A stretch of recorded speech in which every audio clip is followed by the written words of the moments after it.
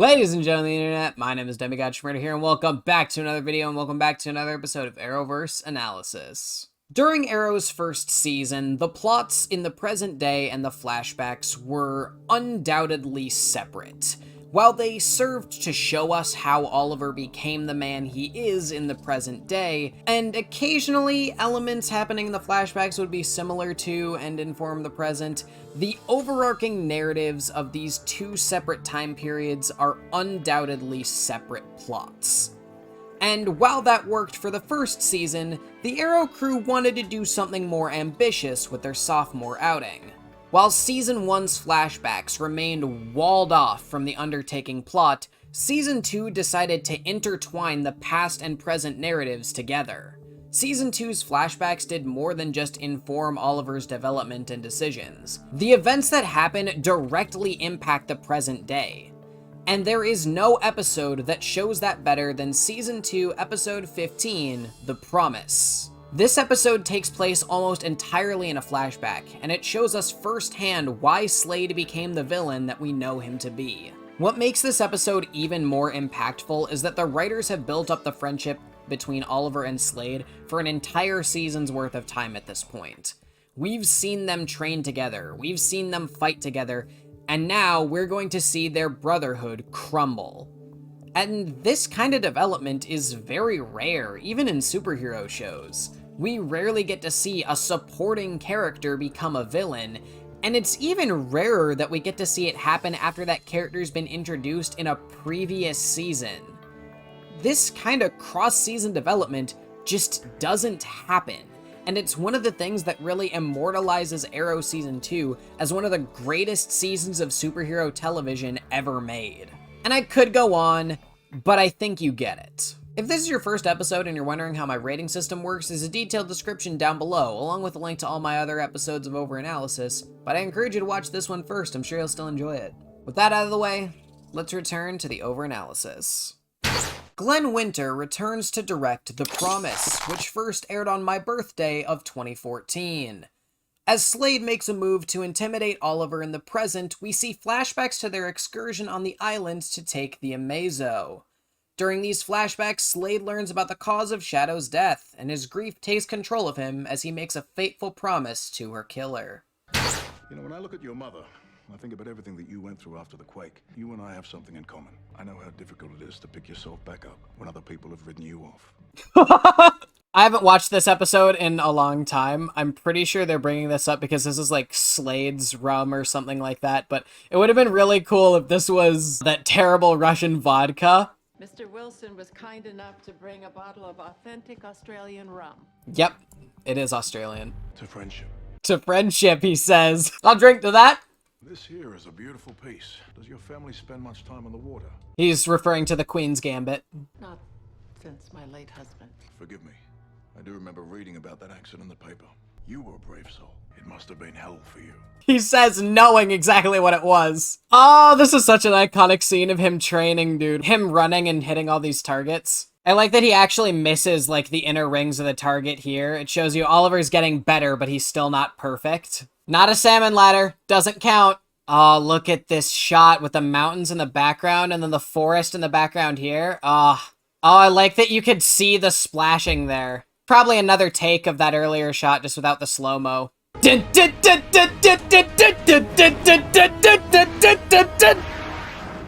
Ivor's freighter is located here. He keeps 8 men on deck. I like that we're beginning the flashback sequence of this episode with, you know, a training montage with Oliver and Slade, and then immediately going into a thing where he's, you know, they're looking at a plan on a map, exactly the same, just like the Odyssey. I've seen the Odyssey a lot more than I've seen this episode, and I like the Odyssey a lot, so I wonder how this one's gonna stack up.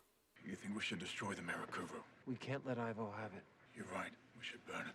And we immediately cut to them burning it, too. See, the Mirakuru isn't entirely affecting Slade's mind. He's still in control. He's just a little easier to piss off now. Maybe it doesn't necessarily, like, warp your mind to that extent, or it just puts you into a constant state of fight or flight. Slade is very clearly still in control. He's still Slade, and I like that. Because it allows Slade to be the villain instead of the Mirakuru to be the villain. Anthony devoted his entire life to finding this. Did he ever say why? I wanted to save the world. I'm gonna let that line hang for just a second. Okay, now we can get back into the episode. Just remember that line.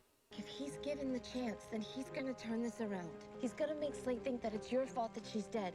You can't give him that chance. You've killed before. That's not what you're talking about. You are talking about executing somebody in cold blood. You have to kill Ivo. In this instance, I don't disagree. Yep, there's the Australian rum that Slade brought to the Queen House. Also, he's tapping the bottle with that knife that I keep needing to talk about. Billy Wintergreen and I were planning on saving it for a rainy day. To taking the freighter.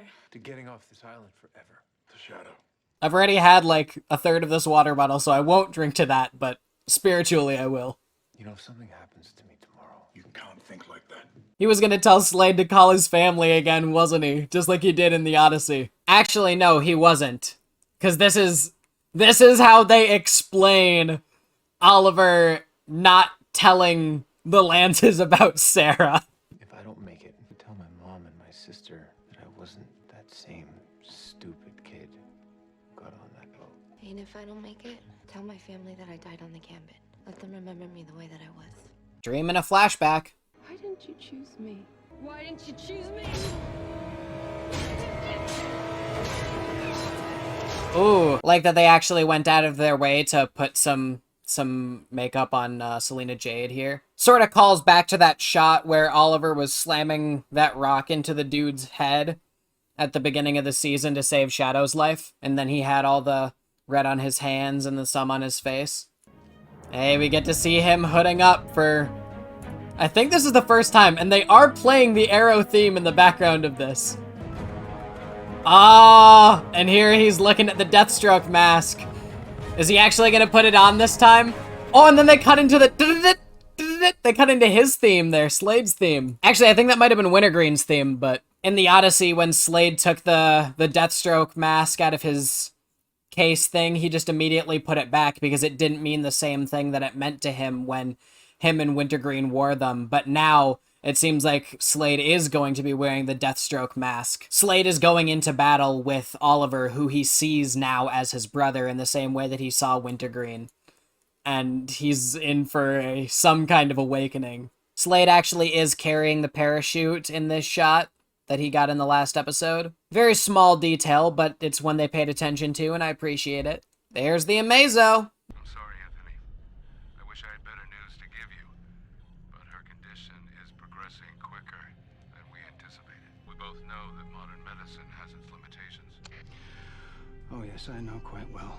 And that right there, that's why Ivo was looking for the Mirakuru the entire time. It's to save, I believe it's his wife? I don't remember exactly what she has. I believe it's Alzheimer's. It doesn't say exactly what it is, but she doesn't remember him. That's what I know. Point is, they gave this fucking sociopath a actual sympathetic backstory and reason for wanting to get this Mirakuru. I'm gonna be honest, I don't necessarily think that it would have worked in the way that he wanted it to, because Alzheimer's is a mental disease, but it shows you that even though Ivo is this manipulative, sociopathic asshole, that he's looking for this Mirakuru for a sympathetic reason. It doesn't excuse any of his actions, or, you know, that he puts a bullet in all of the people on the Amazo, except for Sarah, is the one omission to that, but he was doing it for the right reasons. He became a horrible person along the journey. I severely underrated Ivo as a villain in this season. My family is Bratva. Russian mafia. They pay millions for me. I'm sorry, I have very little use for money. I do, however, require an eye. Referencing the shot from the pilot where he does this same thing. Only you can see he misses the first time because he's still not that good at being an archer. We don't have all day. There's a breeze. They're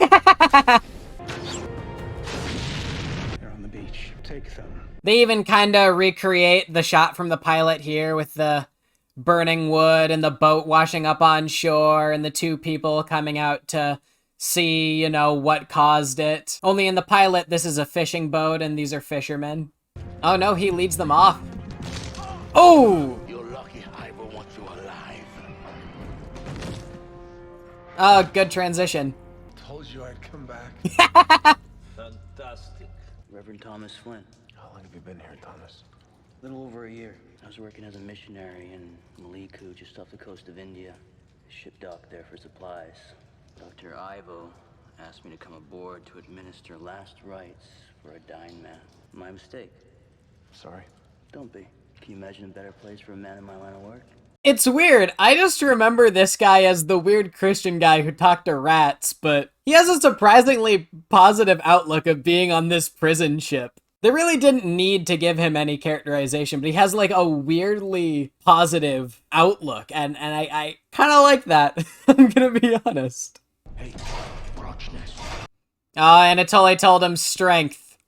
He's like, don't give in. My men are still searching the beach for your friend and Sarah. Where are they? Go to hell. Same thing Oliver said to the previous captain of the Amazo back in Crucible. Did you find the graves? Go to hell. We're already there.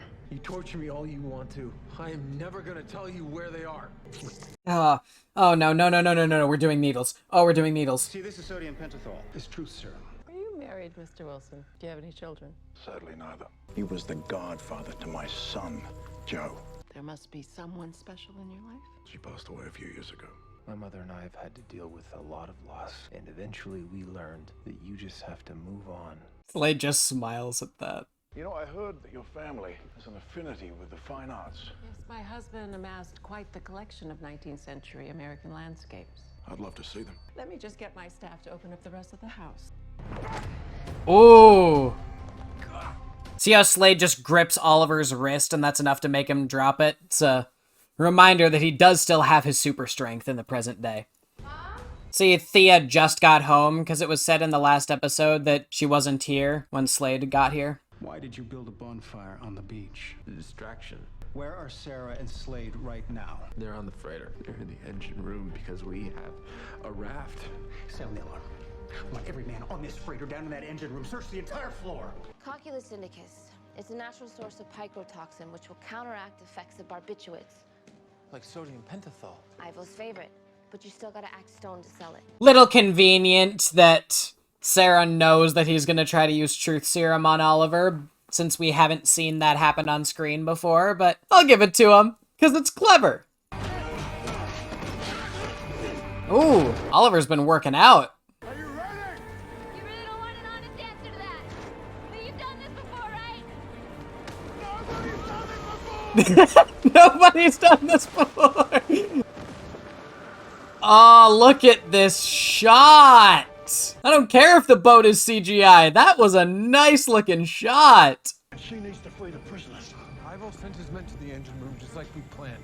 More convenient for me to take them out. Yeah, he's wearing the Deathstroke mask. Go find Ivo, but don't kill him. That son of a bitch is mine. Actually painted it with his left hand due to severe arthritis. You can see Slade's putting his hands on the art collection here, showing you that he has a plan, that he's putting bugs in the Queen house. Same reason that he brought up the boat in the house from earlier. I can't tell you how many offers we've had from private collectors for it. But it was one of Dad's favorites. And you must never sell it. I believe that when we lose someone we love, we have the obligation to honor their memory. Like that we're seeing Roy practicing. He's gonna become Arsenal or Red Arrow. Big Belly Burger! I do think we have been butt-dialed. And here is a Joseph Cooper from 1890. That's gorgeous. Wait, hold on. I know that voice. Little convenient that Felicity puts it on speakerphone, but again, I'll let them have this one.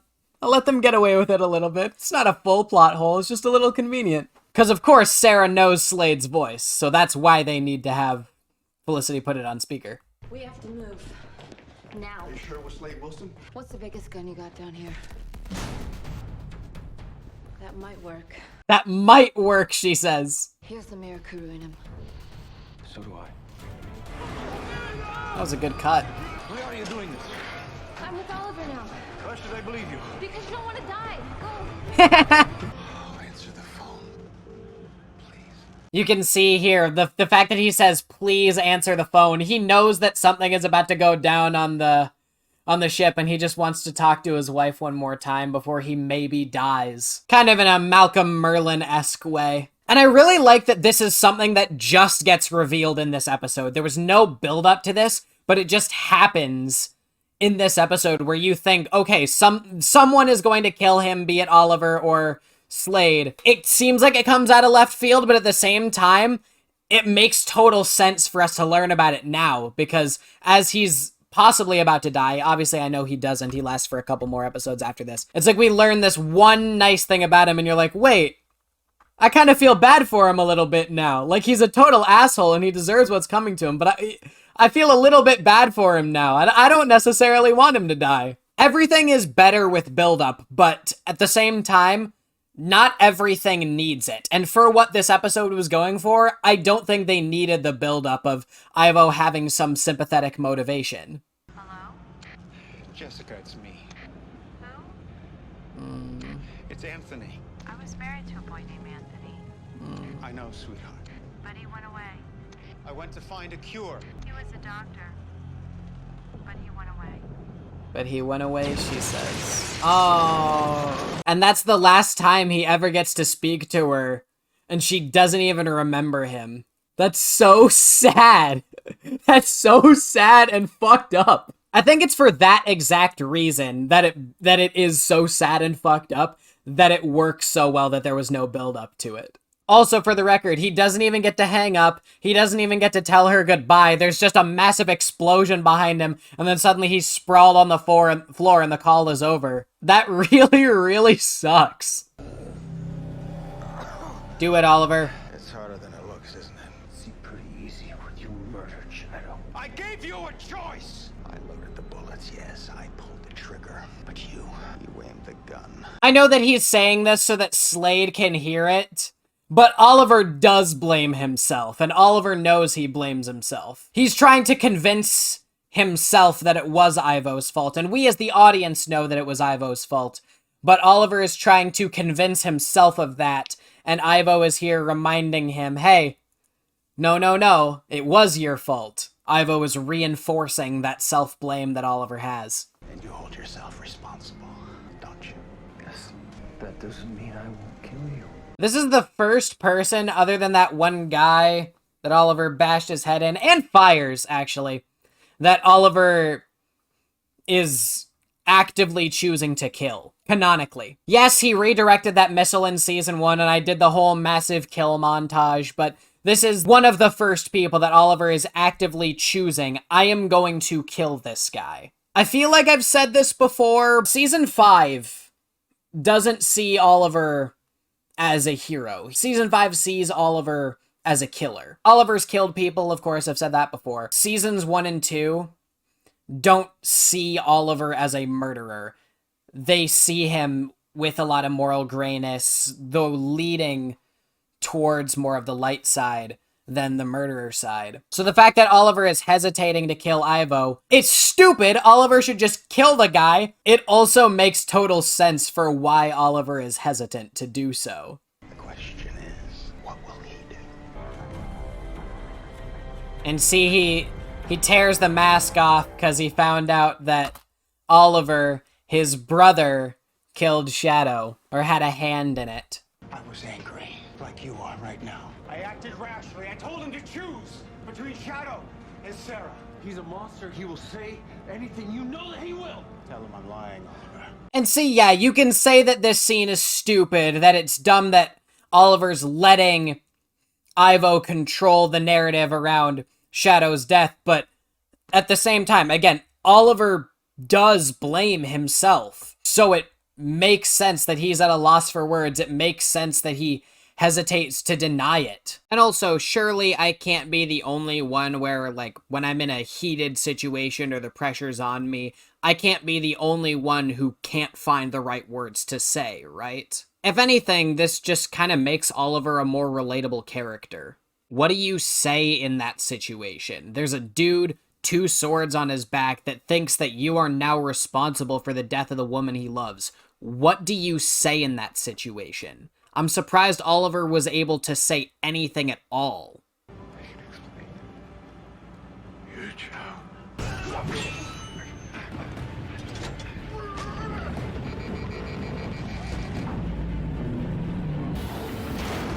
And see, the only reason this is frustrating is because we, as the audience, know that that's not how it went down. Even if you want to say very technically that Oliver chose to save Sarah, it still didn't go down in that way. And this is where everything's starting to go wrong. Ooh, look at this shot! It's not as complicated as some of the stuff that James Bamford does later, but they still haven't cut. This is like the beta work for one of his famous tracking shots from later on in the show.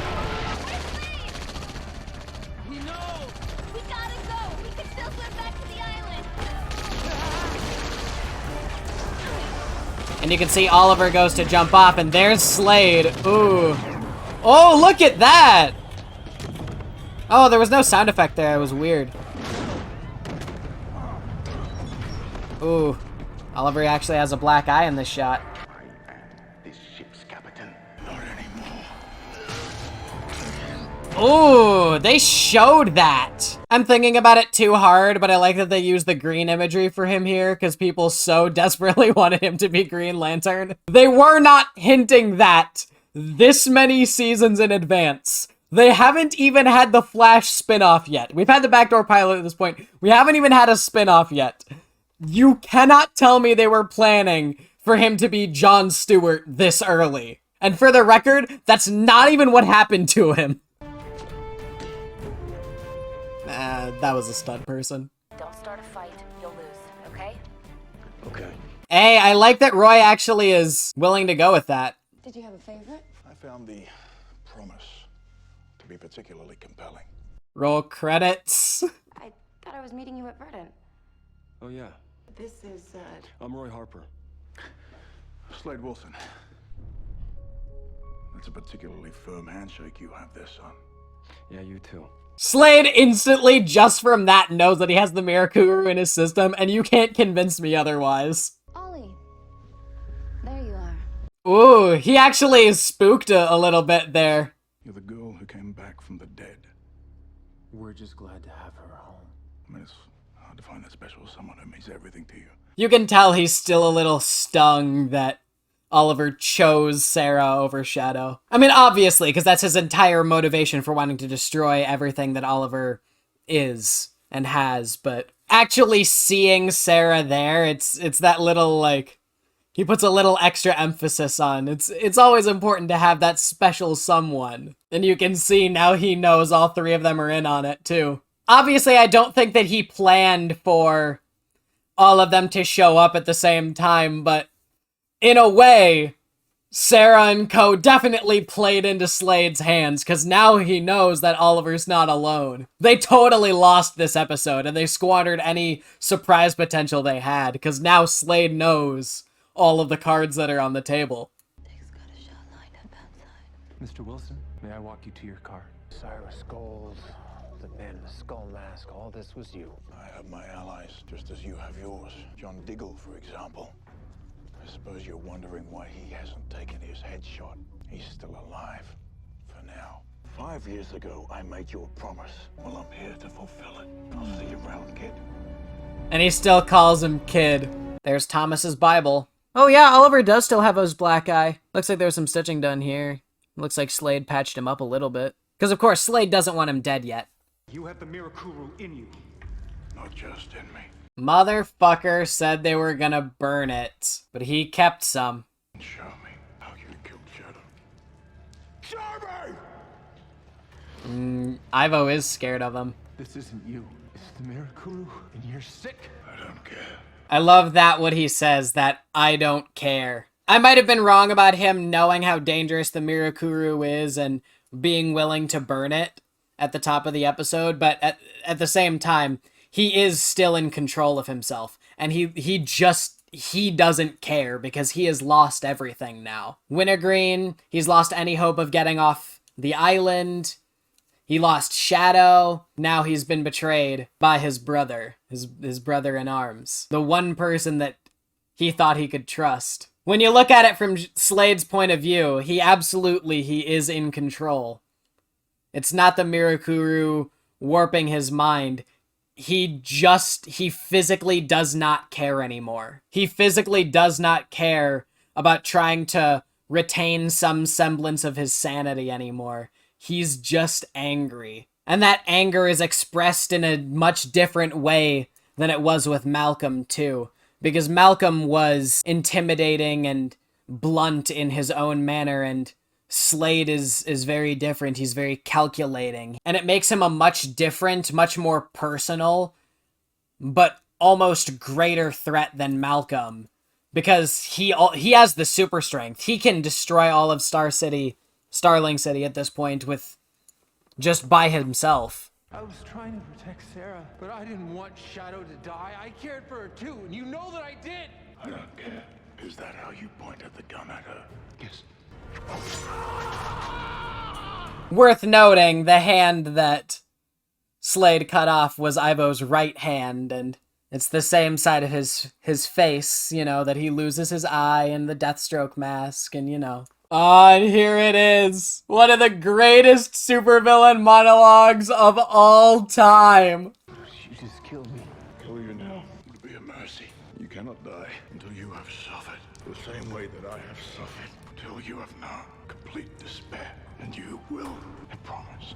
God, that's such a good line. It's so great, dude.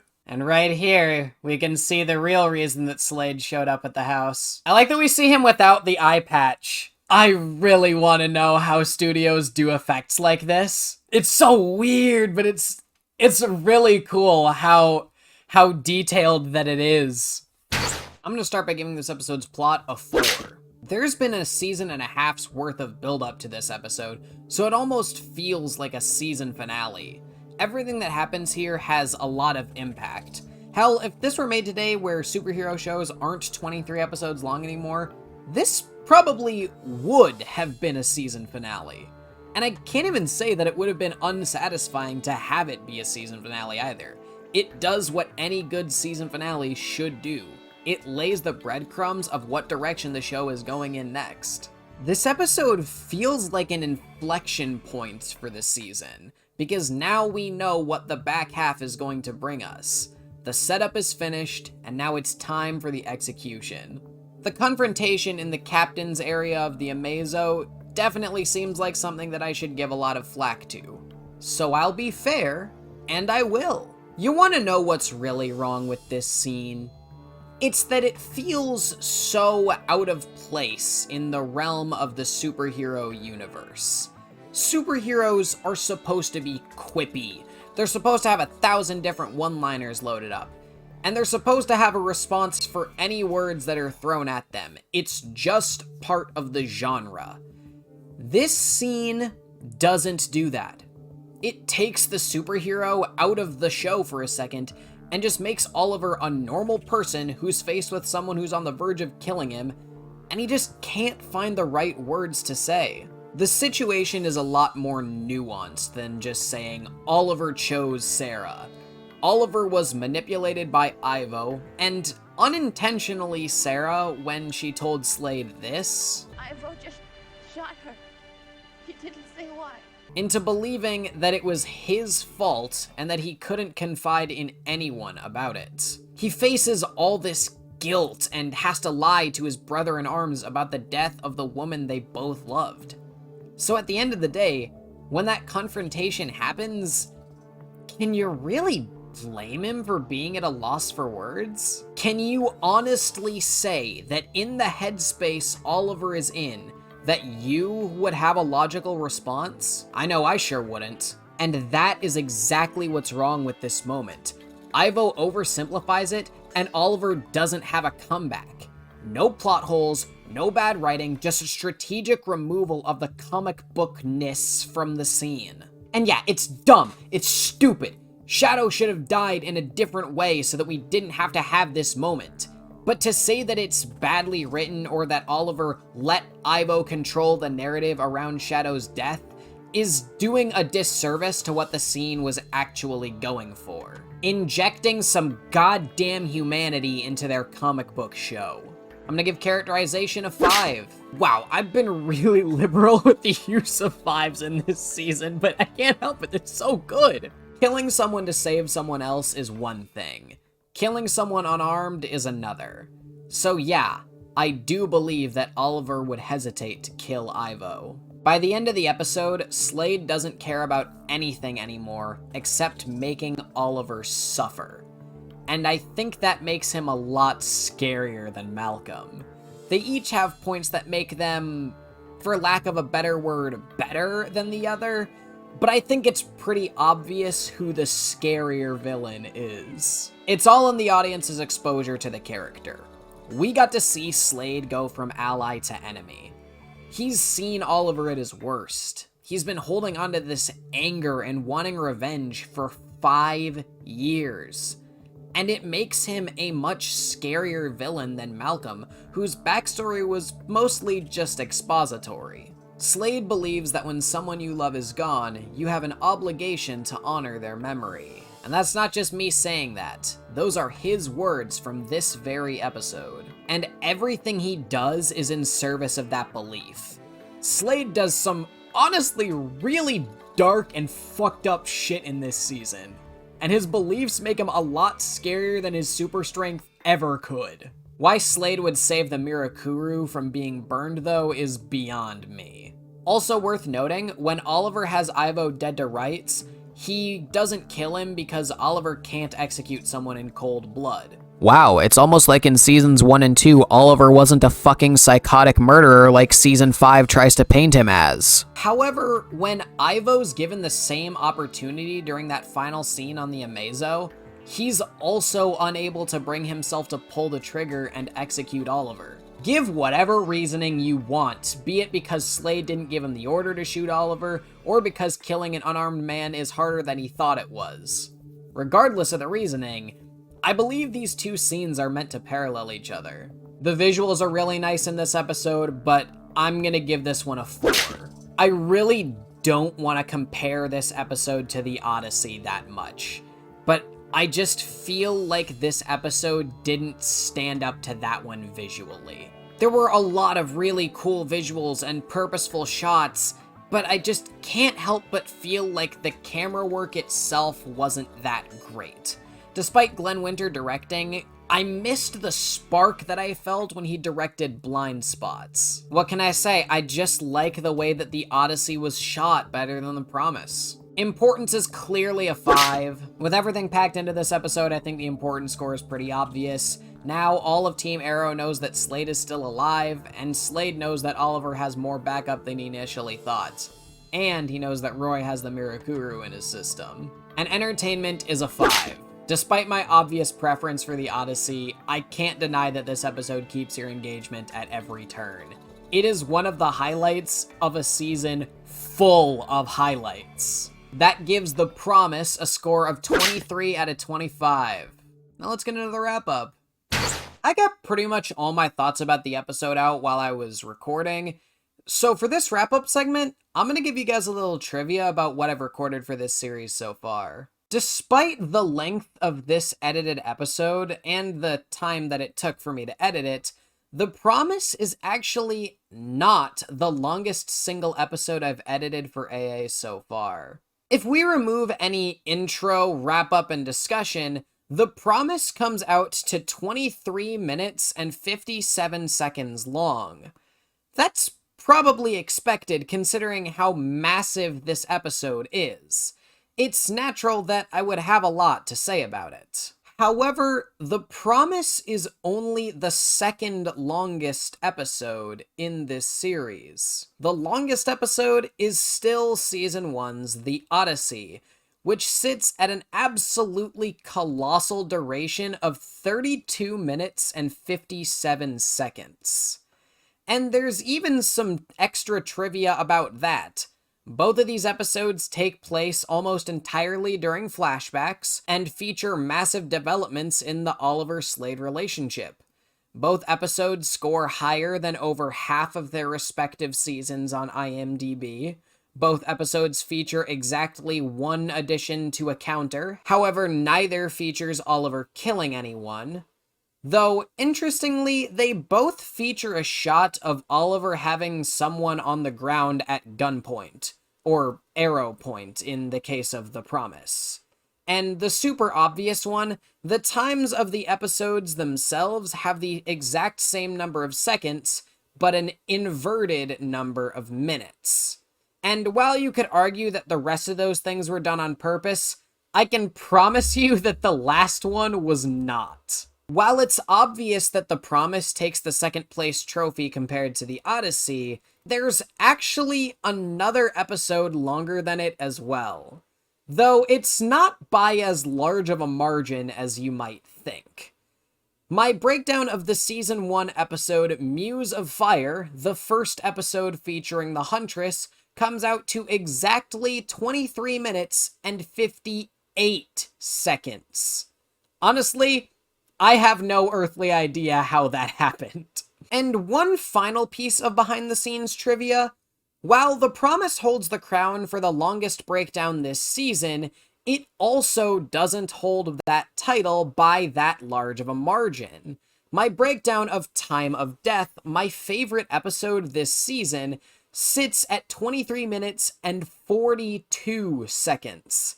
That's just barely behind The Promise, which is pretty surprising to be sure when you consider the content of these episodes. The Promise is an episode that's undoubtedly important and alters the course of Arrow as a series, and Time of Death is a glorified filler episode that serves no narrative purpose. Though it is worth noting that I added almost a minute and a half of discussion about Oliver and Laurel's relationship to the episode breakdown itself as opposed to the rating segment. However, I also did that to The Promise, but for a much lesser degree. But anyway, that is it for this episode, guys. If you enjoyed it, please be sure to leave a like and a comment. That'd be greatly appreciated. Also, be sure to click that subscribe button if you haven't already so you can join us as soon as freaking possible. And while I'm plugging everything else, be sure to click the bell so that you get notified whenever we upload one of these crappy videos. But apart from that, I will see you guys in the next one. Peace out, guys. This is Demigod Shmurda,